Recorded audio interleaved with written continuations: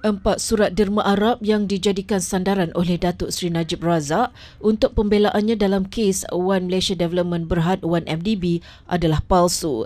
Demikian diputuskan oleh Mahkamah Tinggi di Putrajaya pada 26 Disember. Hakim Datuk Colin Lawrence Sequeirah ketika menyampaikan keputusannya berkata, tiada sebarang pengesahan dibuat oleh bekas Perdana Menteri bagi memastikan dana diterimanya benar-benar daripada Raja Arab Saudi ketika itu, almarhum Raja Abdullah. Tegasnya lagi, surat-surat terbabit tidak pernah dikemukakan dalam bentuk asal kepada mahkamah. Sequeirah berkata bekas Perdana Menteri dan bekas Menteri Kewangan itu hanya bersandarkan kepercayaannya kepada kerabat di Raja Arab Saudi dan tiada bukti menunjukkan dana itu sepatutnya disalurkan secara berperingkat. Sequeirah berkata demikian ketika membacakan keputusan pada akhir kes pembelaan membabitkan 4 tuduhan menggunakan kedudukan bagi memperoleh suapan RM2.3 bilion dana 1MDB di hadapan Najib.